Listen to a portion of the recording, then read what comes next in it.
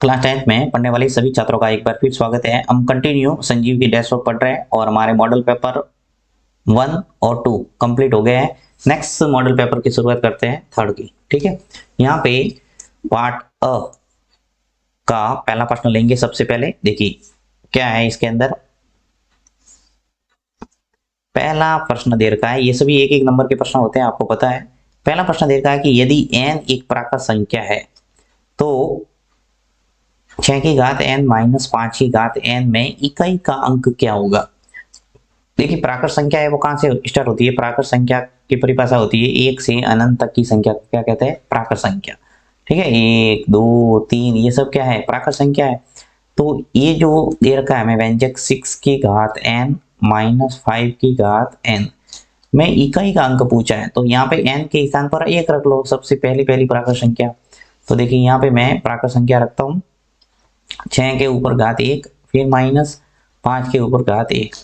6 की घात 1 क्या होता है 6, 5 की घात 1 क्या होगा 5, तो 6 में से 5 गया, क्या बचा 1, यानी कि इकाई अंक 1 ही आएगा चाहे कोई भी घात रखे आप। तो यहाँ पे जो इसका ऑप्शन अ है वो सही होगा। ठीक है, नेक्स्ट देखते हैं।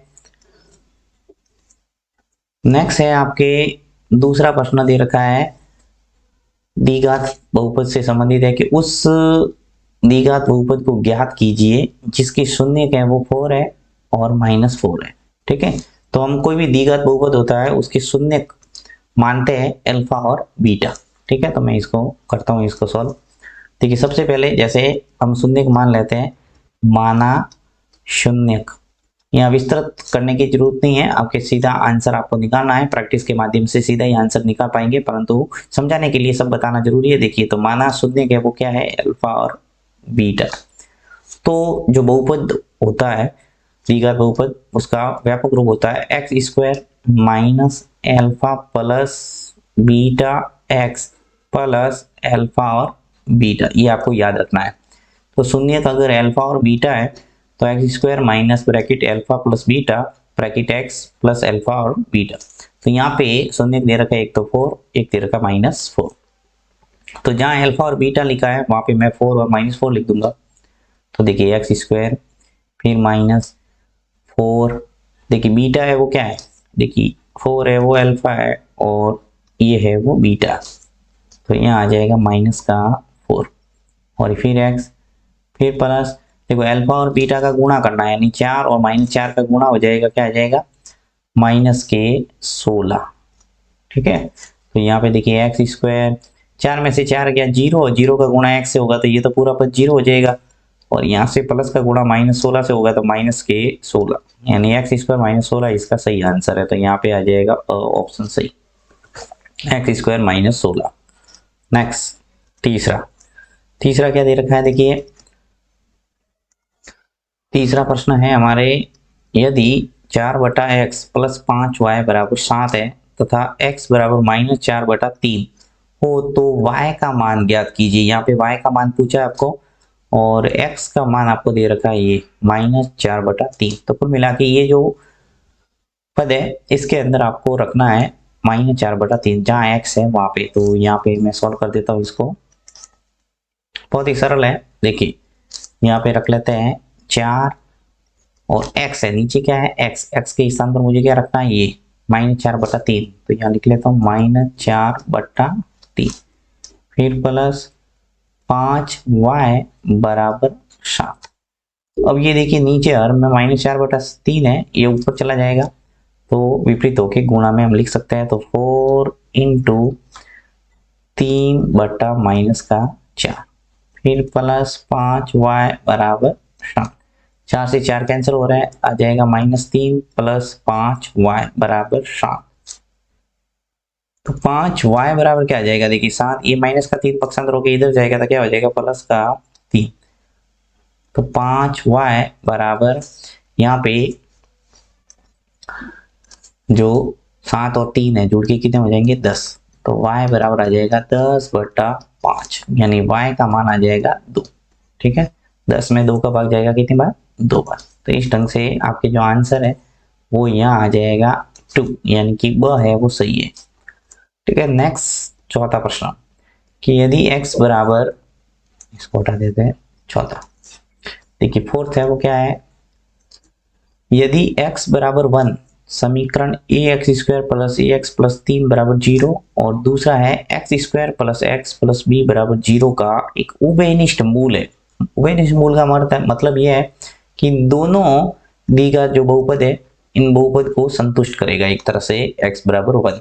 तो ए बी का मान ज्ञात कीजिए। यहाँ पे ए बी का मान पूछा है तो अत्यंत ही सरल है, इसके अंदर कुछ नहीं करना, दोनों समीकरणों के अंदर आपको x बराबर 1 है वो रखना है। ठीक है, तो इन दोनों समीकरण को ले लेता हूं। देखिए पहला समीकरण है मेरे पास ए x square plus a x plus 3 बराबर 0। तो यहाँ पे x का मान है वो 1 रख रहे हैं, तो ए एक्स स्क्वायर है यानी 1 का स्क्वायर हो जाएगा। देखिए 1 का स्क्वायर फिर प्लस ए 1 एक्स है 1 का गुणा हो गया फिर प्लस 3 बराबर 0। ए 1 का स्क्वायर 1 ही होगा, ए का गुणा 1 से होगा तो ए ही होगा, फिर प्लस इस 1 का गुणा 1 से होगा तो ए, फिर प्लस 3 बराबर 0। ए और ए मिलकर कितने हो गए 2a प्लस 3 बराबर 0। तो ए का मान क्या आ जाएगा, देखिए 2a बराबर ये जो प्लस 3 है वो इधर जाएगा तो क्या आ जाएगा माइनस का 3। तो ए बराबर आ गया हमारे पास -3 बटा 2। यहाँ पे ए का मान आया मेरे -3 बटा 2। अब यहाँ से बी का मान आ जाएगा जब दूसरा समीकरण सॉल्व करेंगे। तो देखिए दूसरे समीकरण में ऐसे कैसे आपको क्या रखना है, x के स्थान पर 1 रखना है। तो देखिए मैं दूसरा समीकरण लेता हूँ। दूसरा समीकरण है मेरे पास x square plus x plus b बराबर 0। तो x के स्थान पर क्या रखना है मुझे 1, क्योंकि ये मूल है इसका। तो यहाँ पे 1 प्लस बी बराबर 0। 1 का स्क्वायर करेंगे तो 1 ही होगा और ये 1 और b बराबर 0। 1 और 1 मिलके कितने हो गए 2 प्लस b बराबर 0। तो इस ढंग से हमारा b का मान है वो कितना आ गया, देखिए b बराबर आ जाएगा -2। तो a का मान है -3 बटा 2 और b का मान है -2। आपको पूछा क्या a b का मान, तो ए बी का मान निकालने के लिए आपको इनका गुणा करना पड़ेगा, यानी -3 बटा 2 का गुणा हो जाएगा -2 से। 2 से 2 कैंसिल हो गए और माइनस का गुणा माइनस हो जाएगा प्लस हो जाएगा यानी 3 आ जाएगा। तो ए बी का गुणा हमारे आ रहा है 3। तो यहाँ पे जो ऑप्शन है वो वो सही होगा 3। ठीक है, नेक्स्ट है पांचवा क्या कह रहा है, पांचवा समांतर श्रेणी से संबंधित बहुत ही अच्छा प्रश्न है। देखिए यहाँ पे आपको दे रखा है 18a b और -3 समांतर श्रेणी में है। आपको पहले से बोल दिया कि ये समांतर श्रेणी में है तो a और b का योग कितना होगा, a प्लस b का मान पूछा है। तो सार्वअंतर जब समान होता है उसी को कहते हैं हम समांतर श्रेणी, यानी समान अंतर वाली श्रेणी। राइट, तो सार्वअंतर बराबर कर दो बस। सार्वअंतर कैसे निकालते हैं, दूसरे पद में से प्रथम को घटाते हैं, तीसरे में से दूसरे को घटाते हैं, चौथे में से तीसरे को घटाते हैं। तो आपको निकालना है ए बी का मान। तो ए बी का मान निकालने के लिए मैं क्या करूंगा, एक तो दूसरे पद में से प्रथम को घटाऊंगा, यानी a -18 वो बराबर होना चाहिए चौथे पद में से तीसरे पद को घटाने पर, यानी कोई भी अंतर है वो समान कर सकते हैं। तो यहाँ मैं -3 माइनस करूंगा b, यानी मैंने क्या किया है इसमें से इसको घटाया तो जो सार्वअंतर आना चाहिए वो का वो इस चौथे में से तीसरे को घटाएंगे तब आना चाहिए, यानी कि दोनों सार्वअंतर है वो समान आना चाहिए। तो यहाँ पे a ये जो -b है वो इधर ले लो, पक्षांतर कर दो तो ये प्लस b आ जाएगा आपके पास। a प्लस b पूछा है -3, ये जो -18 है वो पक्षांतर होकर इधर जाएंगे तो प्लस के 18।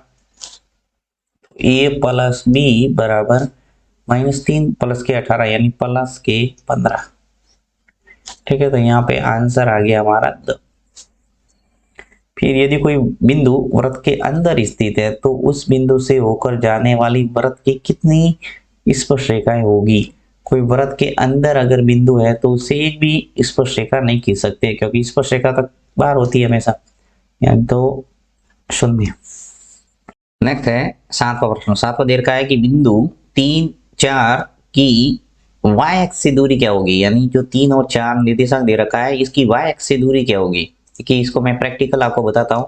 इसकी दूरी आपको सीधा बताना है हमेशा, y एक्स से दूरी अगर पूछे आपको तो x निर्देशांक बोलना है। यानी इसका सही आंसर है वो 3 है। ठीक है, और अगर एक्स अक्ष से दूरी पूछे तो वाई निर्देशांक बोलना है, यानी 4 हो जाएगा। ठीक है, अब कैसे मैं थोड़ा समझाता हूँ जिससे आपके बिल्कुल क्लियर हो जाएगा, और ऐसा प्रश्न आने के पूरे साल से बोर्ड परीक्षा के अंदर।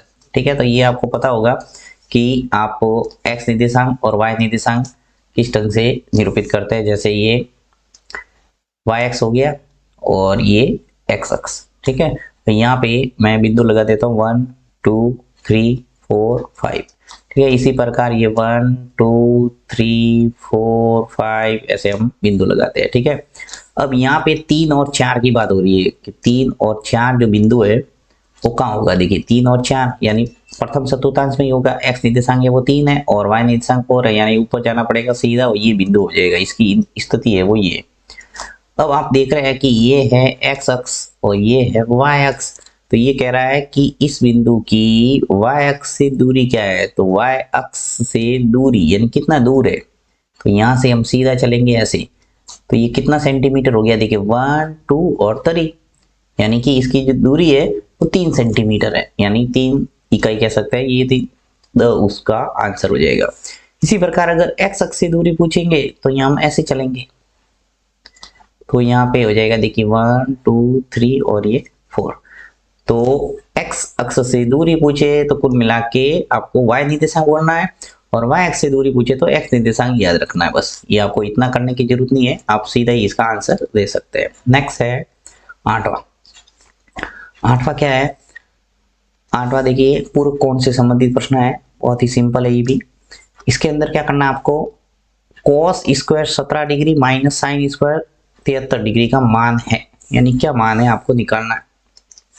तो इसका मान है वो शून्य आएगा। कैसे आएगा देखिए, यहाँ पे cos 17 है, cos square 17 minus sine square 73 degree. ठीक है, अब देखिए पूर्व कोण से मैं cos स्क्वायर जो 17 है इसको तो ऐसा कैसा लिख रहा हूँ, ये जो माइनस साइन स्क्वायर है यहाँ पर भी कोई चेंज नहीं, ये जो 73 है इसको मैं चेंज कर रहा हूँ 90 माइनस 17, यानी कि 90 में से 17 घटाऊंगा तो क्या आ जाएगा, 73 आ जाएगा वापस। तो cos स्क्वायर 17 डिग्री माइनस, देखिए साइन 90 माइनस थीटा क्या होता है, cos थीटा, तो cos स्क्वायर आ जाएगा 17।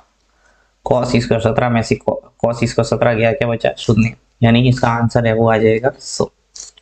ठीक है, 9वां प्रश्न है 1 माइनस 10 स्क्वायर 45 और 1 प्लस 10 स्क्वायर 45 का मान क्या होगा। तो ये आपको पता है कि 1 माइनस 10 45 का मान होता है 1 का स्क्वायर आ जाएगा, और 1 प्लस यहाँ पर भी 1 का स्क्वायर। तो देखिए 1 माइनस 1 यहाँ 0 आ जाएगा, नीचे 2 आ जाएगा, 2 में 0 में 2 का भाग देंगे तो क्या आएगा 0।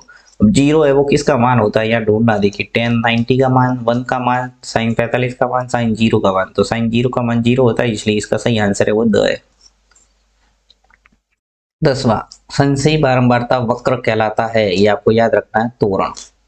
फिर 11वां प्रश्न क्या कह रहा है कि किसी स्कूल के छात्रों की संख्या उनकी आयु के अनुसार निम्न है, आयु वर्षों में दे रखी है और छात्रों की संख्या दे रखी है। इसका बहुलक क्या होगा, बहुलक यानी सर्वाधिक जो बारंबारता होती है उसके संगत जो भी आंकड़ा होगा वो उसका बहुलक होगा। तो यहाँ पे देखिए छात्रों की संख्या यानी बारंबारता दे रखी है 15 25 40 36 41, तो सर्वाधिक हाईएस्ट है वो 41 है, इसके संगत जो आंकड़ा है वो 12 है, यानी इसका जो बहुलक है वो 12 हो जाएगा।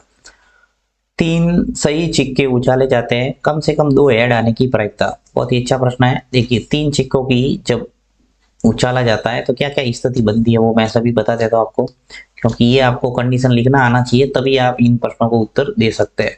तो यहाँ पे लिखते हैं, देखिए 3 सिक्कों को मान ले उछाला जाता है तो आ सकता है आपके, देखिए हेड हेड और हेड, राइट। उसके बाद में मान लो ये स्थिति आ सकती है हेड हेड और टेल, फिर ये आ सकता है हेड टेल और हेड, फिर ये भी आ सकता है टेल हेड और हेड। ठीक है, ये स्थिति चारों हो सकती है, या फिर ऐसे हो सकता है टेल टेल और टेल, या फिर हो सकता है टेल टेल और हेड, फिर हो सकता है टेल हेड और टेल, फिर हो सकता है हेड टेल और टेल। ठीक है, तो इस ढंग से इसकी टोटल स्थिति है वो, यानी कुल परिणाम तो होगा ही इसके 8। अब ये कह रहा क्या है उसके अनुसार हम जवाब दे देंगे। कम से कम 2 हेड आने की, तो 2 हेड कहाँ का दिख रहे, देखिए यहाँ 3 हेड दिख रहे हैं, यानी काम का एक ये 2, ये 3, ये 4। ठीक है, यहाँ पे सब में ये की ऐड है, तो ये 4 जो है वो ऊपर आ जाएंगे। तो 4/8 अनुकूल परिणाम बटा कुल परिणाम, तो 4 का भाग 8 में जा रहा है 2 बार, यानी 1/2 इसका आंसर आ जाएगा। ठीक है, तो इस ढंग से आप इजीली इन प्रश्नों के उत्तर दे सकते हैं। Thank you.